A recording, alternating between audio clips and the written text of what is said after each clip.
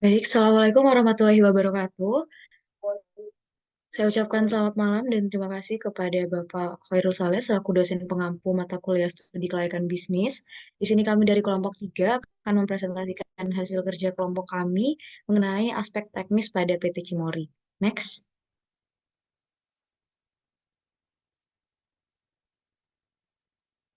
Baik, mungkin langsung saja untuk penjelasan selanjutnya akan dijelaskan oleh rekan saya. Kepada rekan yang bertugas, waktu dan tempat dipersilakan.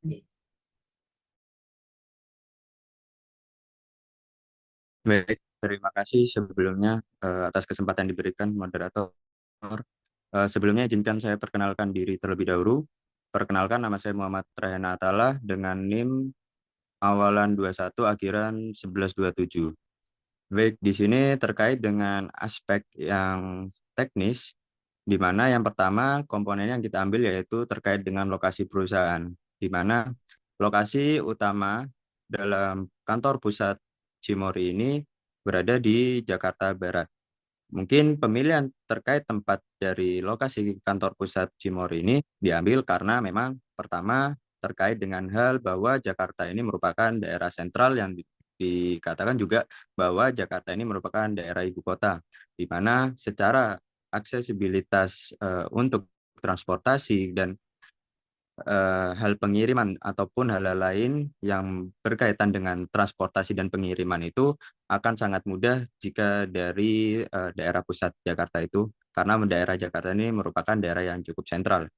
Nah, kemudian sebenarnya di lain hal itu, di lain kantor pusat ini maksud saya, terdapat kantor produksi atau mungkin daerah-daerah yang memang diambil oleh Cimori untuk eh, terhadap produksi yang diambil.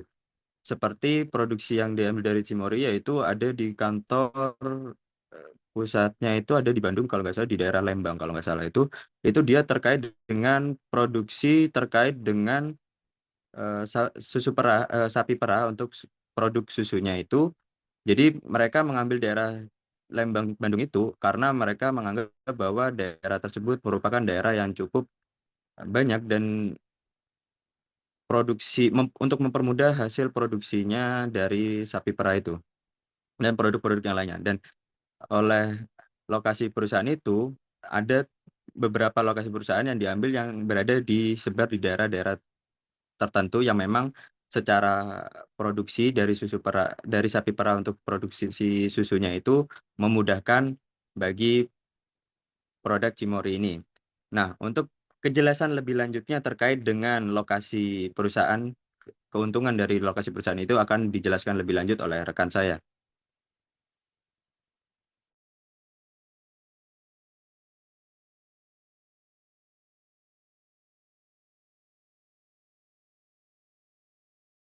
Mungkin bisa di next ya.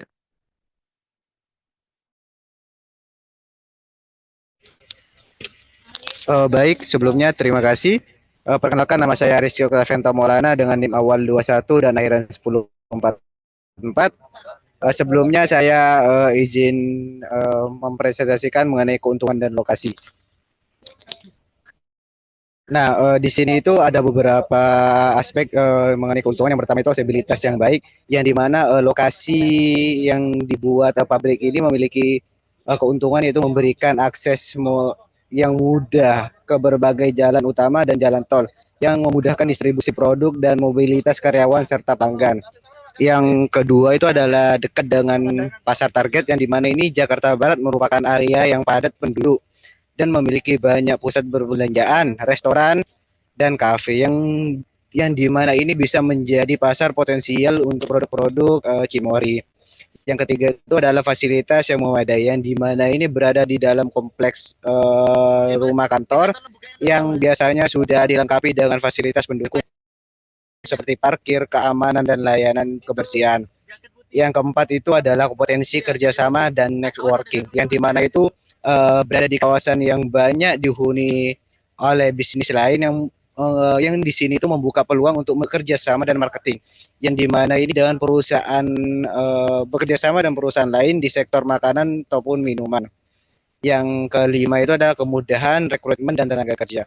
kita tahu sendiri bahwa Jakarta Barat adalah salah satu wilayah dengan populasi yang besar, sehingga potensial untuk perekrutan tenaga kerja yang berkualitas jauh lebih tinggi daripada daerah-daerah lainnya. Bisa next.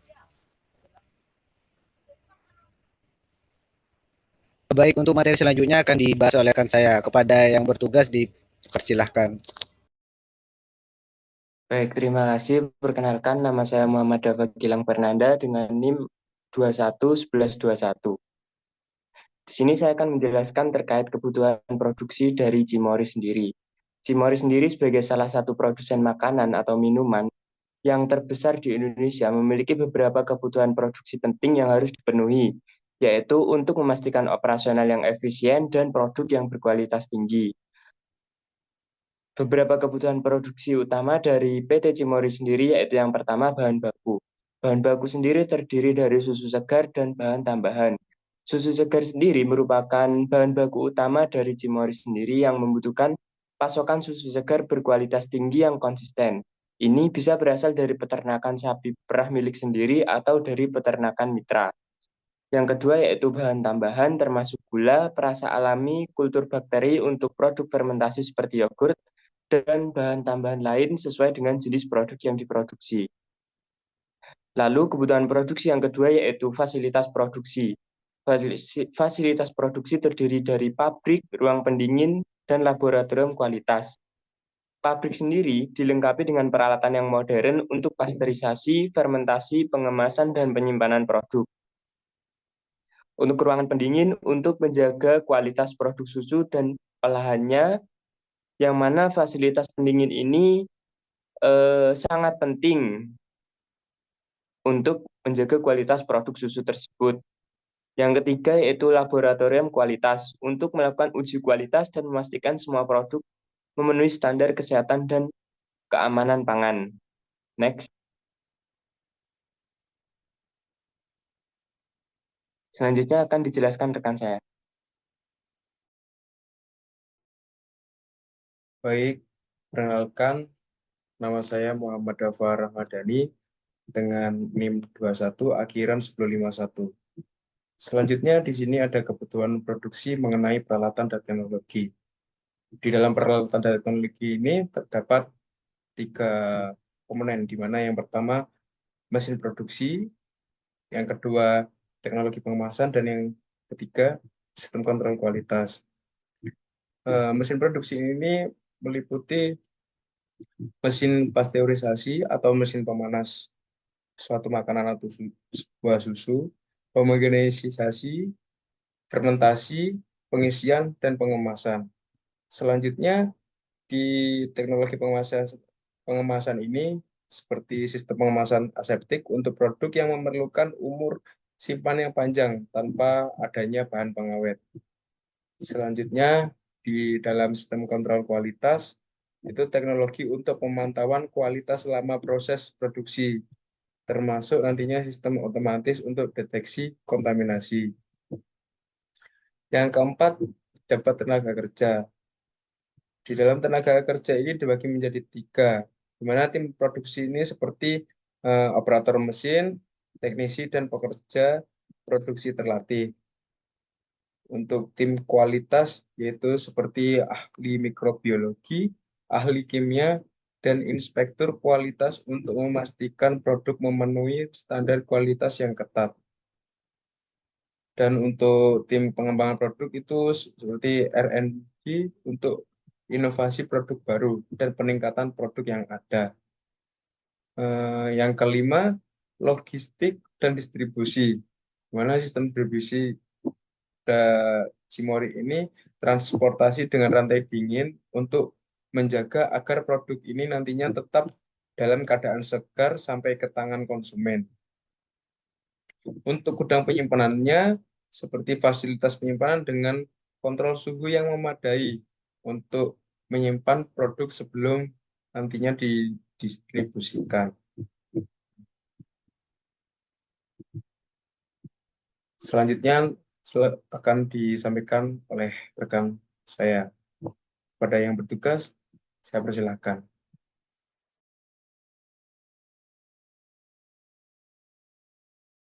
Baik, disampaikan terima kasih pada rekan saya. Selanjutnya, sebelumnya perkenalkan saya Alivia Indri, NIM 211106.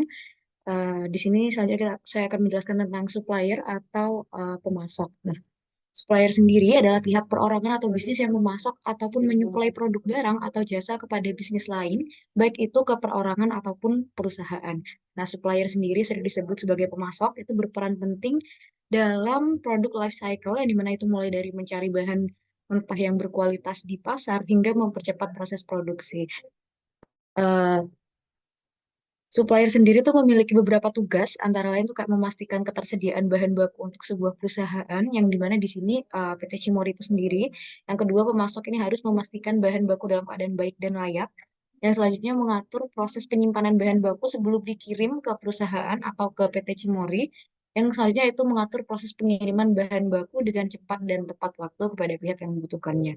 Nah, untuk supplier dari PT Cimori ini sendiri atau PT Ciswaria Mountain Dairy ini itu berdasarkan laporan tahunan yang kita dapat peroleh dari PT Cimori ini sendiri, untuk pemasok lokalnya itu ada kurang lebih 100 pemasok lokal.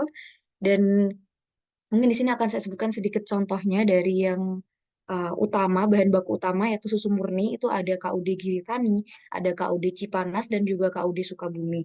Sedangkan untuk bahan pendukung seperti gula itu ada PT Kiva Citra dan PT Christian Hansen itu sebagai bahan pewarna. Untuk kemasan yogurtnya itu ada PT Inopek. Untuk kemasan susunya kita ada PT Piramid Mulyapek. Dan untuk PT Ciswaria Mountain dan Restoran Cimuri dan PT Makro Senstra Naga Boga itu agen penjualan retailer, dan yang terakhir ada konsumen. Nah, seperti yang tertera di PPT di sini, perusahaan itu memiliki syarat dan kriteria tertentu untuk memilih pemasok, yang dimana di sini ada 12 poin dalam yang akan disebut sebagai syarat dan kriteria untuk memilih pemasok atau supplier. Yang pertama yaitu diutamakan memiliki badan hukum. Yang kedua, memenuhi aspek legalitas sesuai dengan bidang usahanya. Yang ketiga, memiliki keahlian, pengalaman, dan kemampuan teknis dan manajemen sesuai dengan bidang usahanya. Yang keempat, yaitu memiliki sumber daya yang diperlukan dalam pengadaan barang atau jasa di perseroan. Yang kelima, mampu memberikan pelayanan atau jasa ataupun barang yang baik dan harga yang kompetitif, serta memiliki integritas yang tinggi. Yang keenam, kualitas produk barang jasa yang dihasilkan sesuai dengan yang telah ditentukan oleh perseroan. Yang ketujuh, ketetapan waktu dalam proses pengiriman produk barang atau jasa. Yang kedelapan, rekam jejak ataupun track record dari pemasok itu sendiri.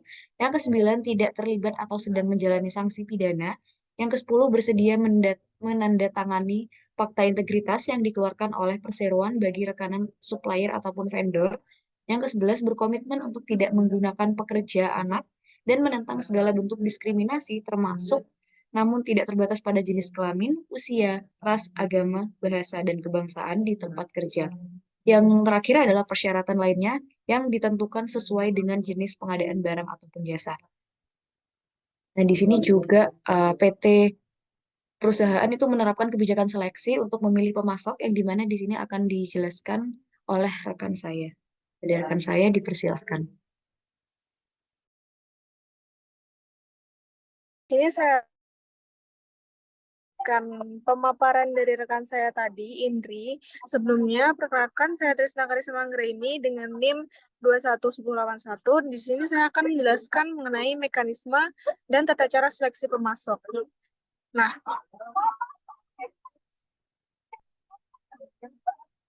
Nah, di sini perseroan itu memiliki kebijakan bahwa setiap pengadaan barang atau jasa untuk memenuhi kebutuhan perseroan itu harus melalui proses seleksi terlebih dahulu, di mana proses seleksi ini bisa dilakukan melalui tender terbuka atau tertutup dan atau penunjukan langsung dengan syarat telah mempunyai pengalaman kerja sama yang baik dengan perseroan tersebut.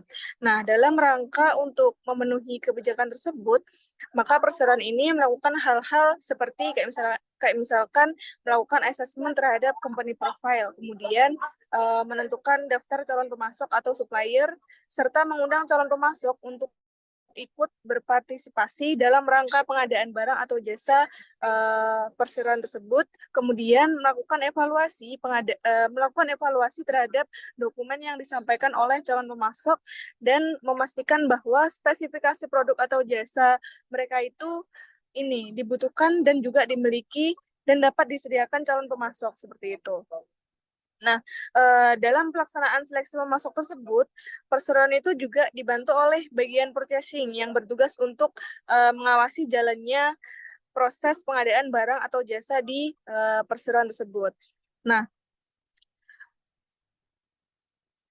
kemudian selain mekanisme dan tata cara seleksi yang sudah saya jelaskan barusan itu, ada juga pelanggaran dan sanksi yang biasanya ini dilakukan oleh pemasok atau vendor atau supplier seperti itu. Seperti kayak misalkan yang pertama itu memasok barang atau melaksanakan pekerjaan yang tidak sesuai dengan spesifikasi.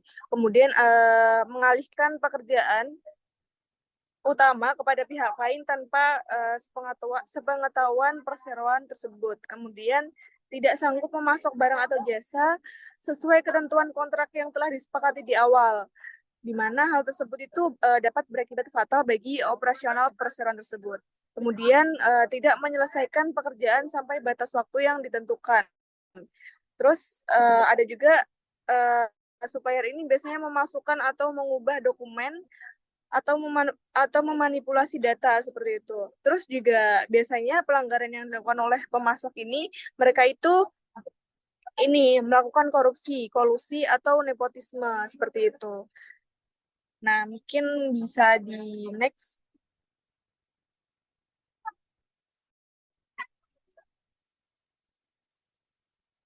Selanjutnya dilanjutkan oleh rekan saya. Baik, terima kasih. Sebelumnya, perkenalkan nama saya Fradina Fitriananda dengan NIM 231220.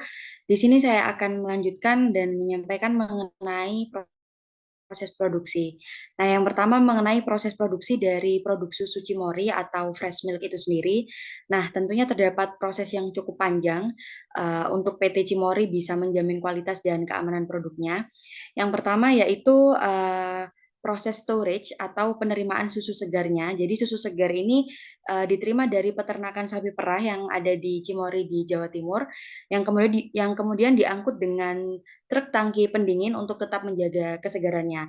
Nah, kemudian setibanya di pabrik, susu tersebut akan diuji kualitasnya, termasuk di dalamnya kandungan lemak, protein, dan bakterinya. Kemudian susu yang sudah memenuhi standarnya, yang sudah diuji kualitasnya, akan disimpan dalam tangki penyimpanan berpendingin besar untuk menjaga kesegarannya. Kemudian yang kedua, proses mixing atau pencampuran. Jadi berbagai jenis susu segar tersebut akan dicampur dengan perbandingan tertentu untuk bisa mencapai rasa dan kandungan gizi yang diinginkan. Dan formula susu Cimory sendiri itu tentunya tidak dikembangkan oleh sembarangan orang, tetapi dikembangkan oleh tim ahli gizi tertentu untuk bisa memastikan kandungan protein, kalsium, vitamin, dan mineral yang optimal di dalamnya. Kemudian yang ketiga, proses homogenization atau homogenisasi. Jadi susu ini akan dicampur dengan tekanan tinggi untuk bisa memecah globula lemak menjadi lebih kecil dan merata. Dan proses ini akan bisa menghasilkan tekstur susu yang bisa lebih halus dan krim yang tidak mudah pecah. Kemudian yang selanjutnya ultra pasteurization atau pasteurisasi. Jadi maksudnya di sini proses susu tersebut akan dipanaskan pada suhu tinggi yang dimana bisa mencapai 138 derajat Celcius selama beberapa detik untuk bisa mematikan bakteri-bakteri jahat dan memperpanjang umur penyimpanannya. Dan proses ini dilakukan tanpa mengubah rasa dan kandungan gizi dari susu tersebut. Kemudian yang kelima, aseptic filling atau pengisian aseptik. Jadi maksudnya susu yang telah dipasteurisasi tadi akan dikemas dalam kemasan steril yang telah dibersihkan dan dikeringkan secara aseptik. Kemudian proses ini bisa meminimalkan resiko kontaminasi bakteri dan memungkinkan susu ini bisa disimpan lebih lama tanpa bahan pengawet. Kemudian yang selanjutnya proses packing atau pengemasan. Jadi kemasan susu Cimory ini akan diisi dengan gas nitrogen untuk bisa menjaga kesegaran dan mencegah pertumbuhan bakteri tersebut. Kemudian kemasan susu akan diberi label dan dikemas ke dalam karton untuk siap didistribusikan. Dan kembali lagi pada proses yang pertama, yaitu storage, penerimaan susu segar kembali. Seperti itu. Untuk yang selanjutnya akan dijelaskan oleh rekan saya.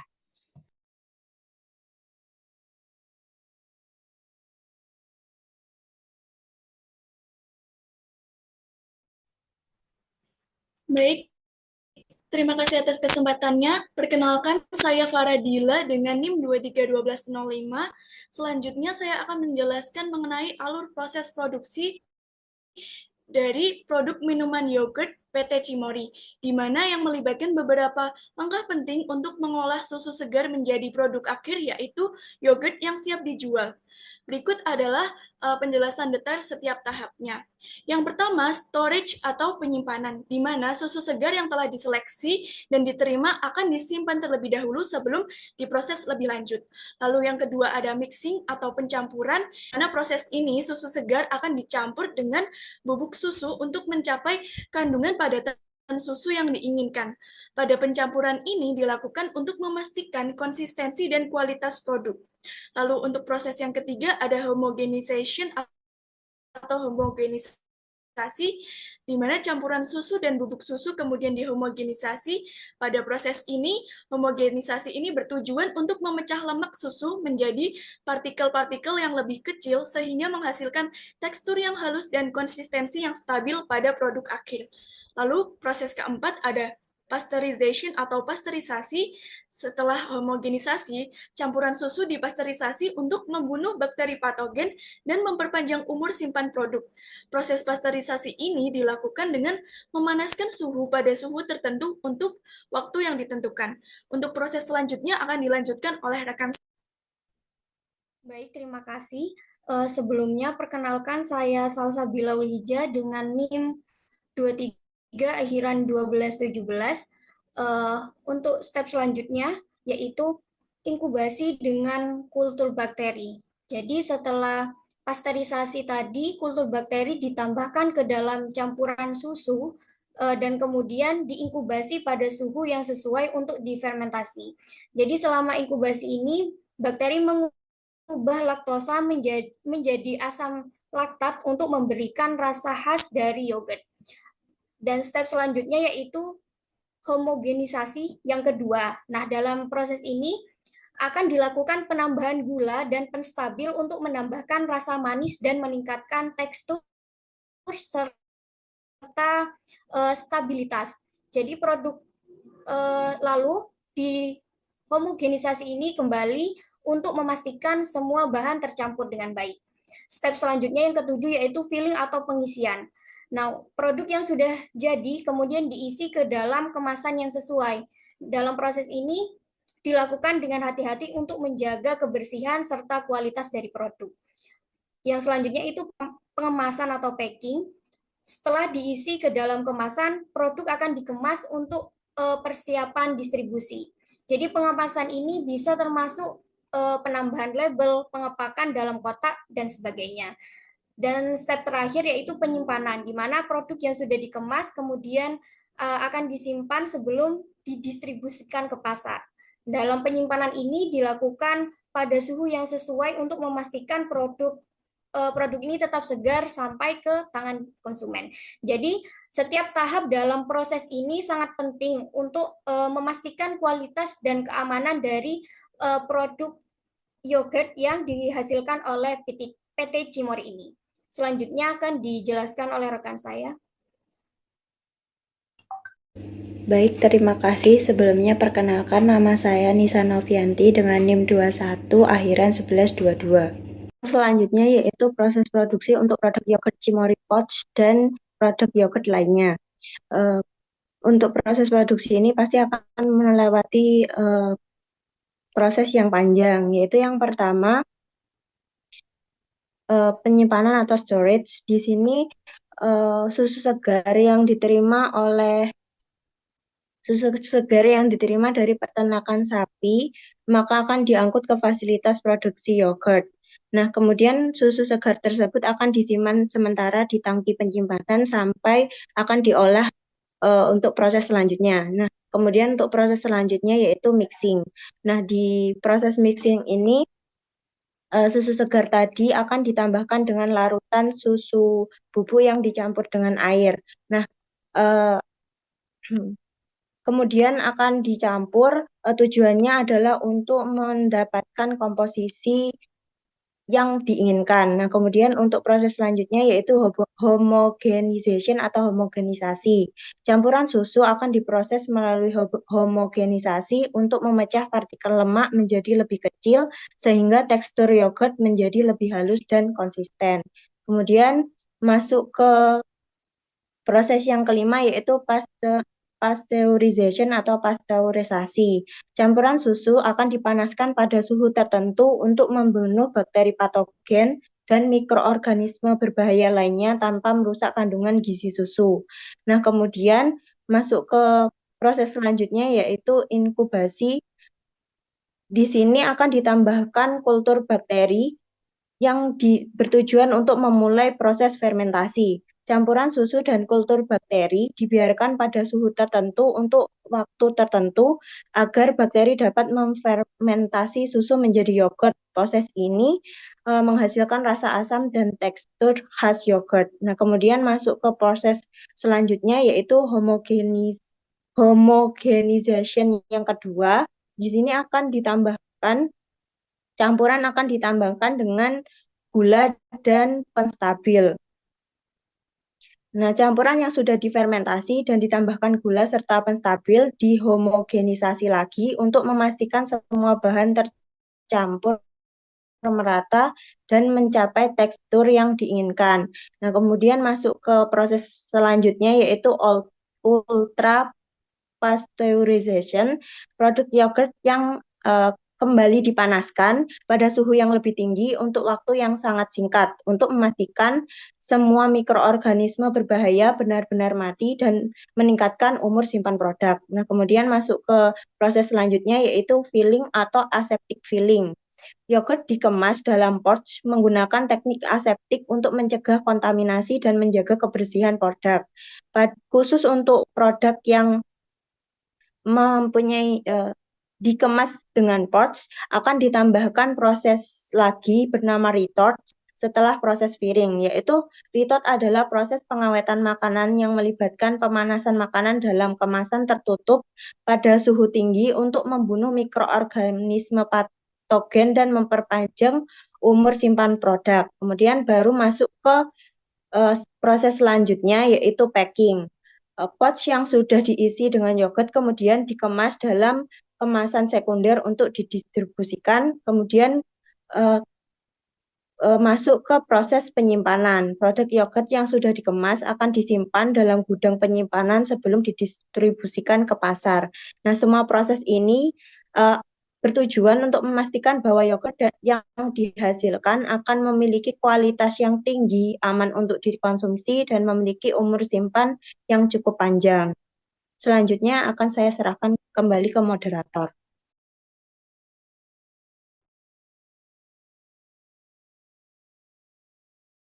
Baik, saya ucapkan terima kasih kepada rekan-rekan dari kelompok 3 yang telah memaparkan materinya.